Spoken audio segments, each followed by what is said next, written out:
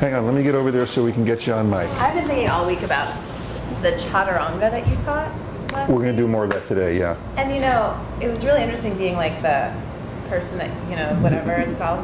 The sacrificial demo person, Yeah. yes. Because I've just been thinking all week that, you know, it's like I always thought that I had a breath-centered practice, but that a breath-centered practice is really different than what I thought I was doing. That like breathing and moving is one thing, but then breathing in a way that really aligns the pose is a very different thing.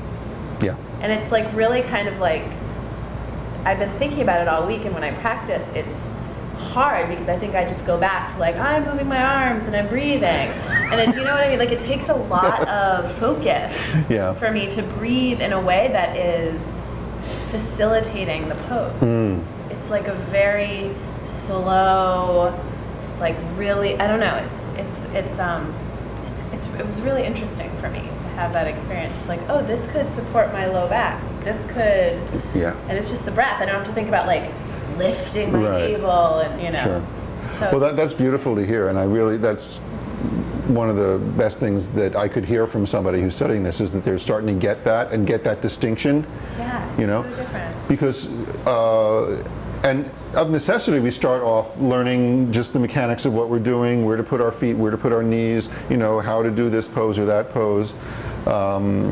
You know, and then we get a little more information about the details of alignment and what we want our spine to be doing, where our tailbone is going, where our pubic bone is going, where we're reaching with the crown of the head, you know. And then so you got all of that going on, which is sort of what's happening in the body. And then there's this idea of breathing. And then you say, okay, all of this thing, the stuff that's going on here, I'm going to attach this process of inhaling and exhaling to it. And that's one experience of the breath, but that's not breath-centered necessarily. Because all of the alignment goals that you're learning about the poses and the movements really can arise fundamentally from the movements of inhaling and exhaling.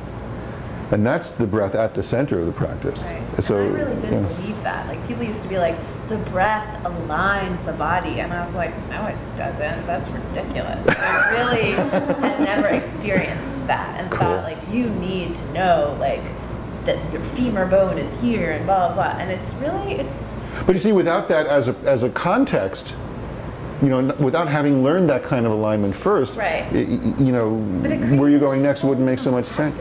Oh, of course. Really interesting. Yeah. Thank you. Oh, well, thank you.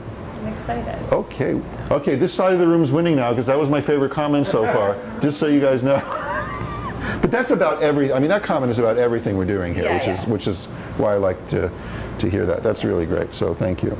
And maybe some of you folks out there are noticing that too, because you know, when we explore this even more deeply in the next go round, when we do practices, that's going to be front and center. You know, when we go through the course again next year. So that'll be fun.